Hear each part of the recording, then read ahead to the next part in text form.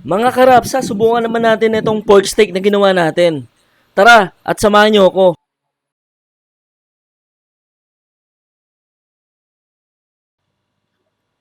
So ayun, sisimulan natin dito sa ating karne. Lalagyan natin ng garlic. Minced garlic yan. And then yung ating mixed spices. Kasama dyan yung rosemary, Himalayan salt, red, black, and green pepper. Crush yan. Lalagyan natin siya dito sa ating karne. And then lalagyan din natin ng chili flakes.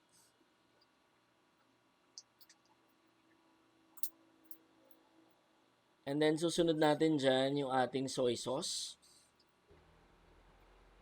After natin ibabad yung karne, pwede na natin siyang i-fry. So wala tayong masyado nilagay na langis. And then nilagay lang natin yung ating karne. Bahala na kayo kung paano ayos gawin nyo. And then lagyan natin siya ng takip. So antayin natin siya maluto, yung one side. And then after a while, ito na yung itsura niya. Pwede na natin siyang baliktarin. So pag binaliktad natin, yan yung magiging itsura niya. So medyo golden brown na yung labas niya. And then after that, pwede na natin siyang hanguin or set aside. Sa isang bowl, maghanda tayo ng isang mushroom gravy.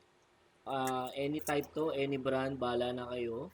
And then lagyan lang natin ng hot water according sa instructions and directions ng ating mabibiling mushroom gravy sauce. So once thickened, ayan na yung magiging itsura niya. Sa mainit na mantika, ilagay natin ating mga baby potatoes. Hinati natin yan into halves. And then haluin lang natin hanggang sa maging golden brown. And then set aside din natin ang ating mga baby potatoes. Sa mainit na mantika, lagyan natin ng bawang at igisa ito. Siyempre hanggang sa maging golden brown yung ating bawang. After nito, lalagyan na natin yung ating baby potatoes. Siyempre, haluin din natin ito sa bawang. After nyan, lagyan natin ng chili flake. Lalagyan din natin ng ground black and white pepper.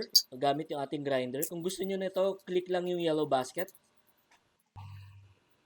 Gamit ang ating kawali, magigisa tayo ng sibuyas.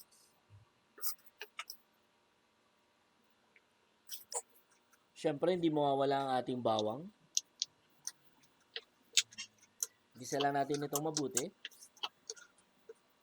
At ilalagay na rin natin ang ating beans.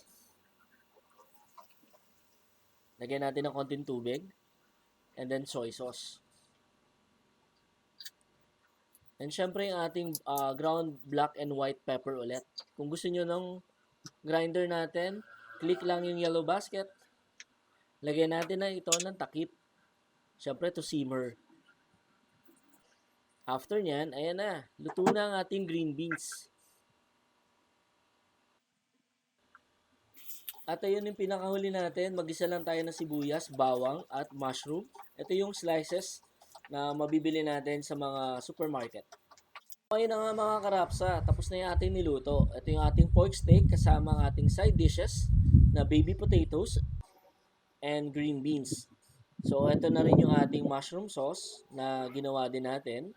Kasama yung ating ginisang mushroom with onions. So, toppings lang yan. And then, napakasarap talaga nito. Kaya subukan nyo na mga karapsa.